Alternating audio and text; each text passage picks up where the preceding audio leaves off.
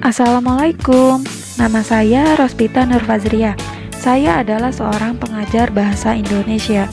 Kali ini saya akan menayangkan sebuah video pembelajaran bahasa Indonesia untuk kelas 7. Selamat menyaksikan. Jangan lupa like dan subscribe. Materi hari ini adalah cerita fantasi. Pernahkah kalian membaca cerita fantasi sebelumnya? Pernahkah kalian mendengar tentang Harry Potter? Harry Potter termasuk cerita fantasi yang sangat terkenal. Di Indonesia, kita memiliki penulis hebat yang menulis berbagai cerita fantasi. Di antara penulis hebat cerita fantasi itu adalah Ugi Agustono. Ugi Agustono menulis cerita fantasi berdasarkan pengamatan terhadap Komodo dan suasana di Pulau Komodo. Teks cerita fantasi adalah cerita fiksi yang bergenre fantasi atau dunia imajinatif yang diciptakan penulis atau pengarang. Imajinasi pengarang diolah berdasarkan pengalaman, wawasan, pandangan, tafsiran, kecendekiaan, penilaiannya terhadap berbagai peristiwa, baik nyata atau rekaan. Dalam cerita fantasi, kejadiannya sangat tidak mungkin terjadi di dunia nyata, baik dari segi tokoh maupun latarnya. Mari kita simak contoh teks fantasi berikut ini. Nono si anak rembulan. Nono, si anak rembulan, berangkat sendiri berlibur ke Welingi, tempat tinggal Mbah Sastro. Ia selalu suka liburan di sana, karena ia bisa bersepeda keliling Welingi dan bermandi-mandi di Sungai Lekso yang menyegarkan. Tak jarang juga Nono membantu Mbah Mas yang punya warung makan di stasiun Welingi. Suatu hari, Nono ditugaskan untuk membeli tahu goreng kejari ke tempat Mbah Pur, kakek buyutnya. Nono pun berangkat dengan sepeda. Nono mengambil jalan pintas menuju Jari. Di tengah perjalanan ia berhenti sejenak untuk melihat sebatang pohon kenari besar di tepi kali. Jari yang pernah diceritakan oleh Mbah Pur. Menurutnya, dahulu ada seorang anak bernama Trimo yang menghilang di dalam pohon kenari itu. Trimo menghilang ketika ia sedang berlindung dari serangan Belanda. Ia lenyap begitu saja, seolah-olah pohon besar itu telah menelannya. Nono beristirahat dan merendam kakinya di kali Jari yang dangkal. Sepedanya diparkirkan di pohon kenari tadi. Namun, ketika ia kembali, sepeda itu tidak ada. Ia pun dikejutkan dengan kedatangan seorang anak bernama Trimo, yang memperingatkannya untuk bersembunyi. Akan tetapi, Kapitan Dejeri dengan mudahnya dapat menemukan tempat persembunyian mereka. Sadarlah Nono bahwa ia sedang berada di zaman Belanda. Pohon kenari besar tadi menghilang, digantikan oleh tenda-tenda, gerobak kuda, serta orang-orang dan pasukan Belanda yang tiba-tiba berdiri mengelilinginya. Nono nyaris dihukum gantung gara-gara kaos Manchester United yang dikenakannya saat itu. Setelah itu, dia terperangkap di warung Mbok Rimbi yang merupakan jelmaan iblis, berkawan dengan kelompok semut hitam yang ternyata adalah segerombolan pencuri.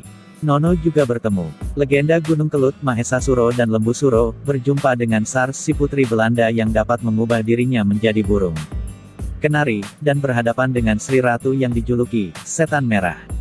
Karena kekejamannya, tiba-tiba Nono diminta untuk memimpin perang yang disebabkan oleh konspirasi orang-orang dalam kerajaan. Ada beberapa unsur pembangun yang digunakan dalam cerita fantasi. Yang pertama adalah ide cerita yang terbuka. Ide cerita yang digunakan dalam cerita fantasi itu bersifat terbuka, yang artinya adalah terbuka terhadap daya khayal penulis, tidak dibatasi oleh realitas atau kehidupan nyata. Ide juga berupa irisan dunia nyata dan dunia khayali yang diciptakan pengarang.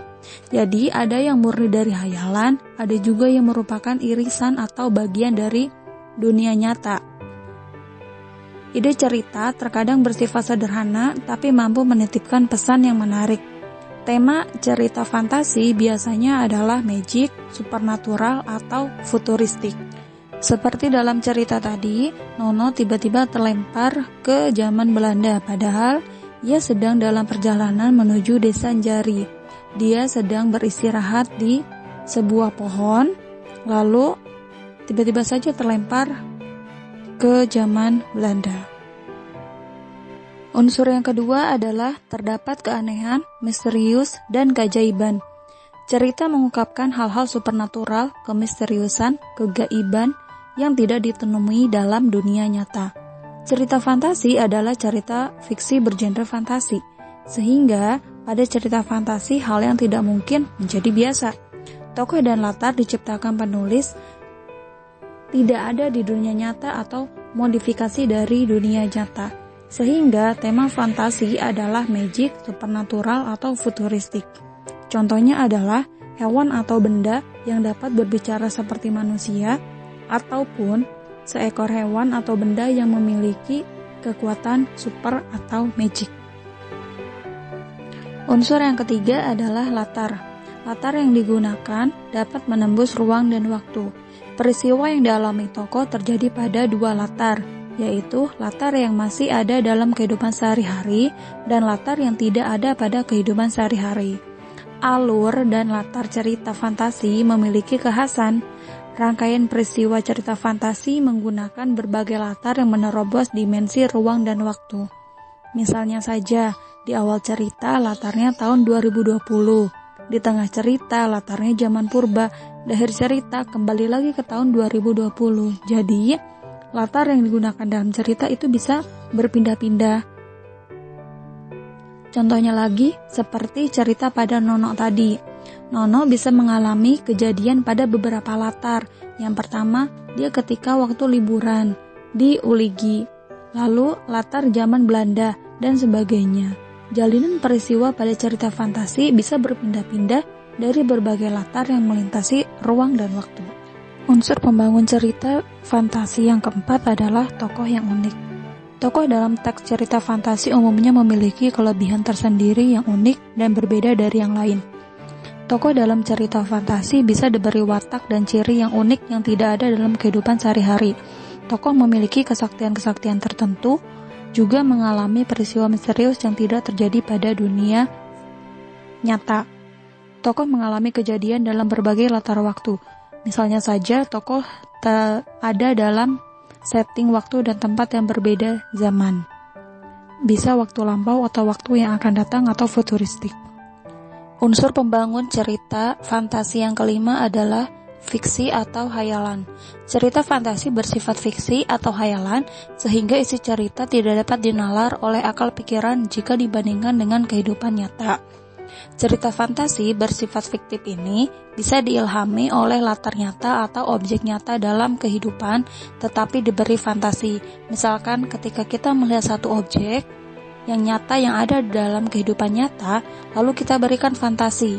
Kita melihat piring di dapur, lalu kita fantasikan bahwa piring tersebut bisa berbicara, bahwa piring tersebut memiliki kekuatan super, seperti itu.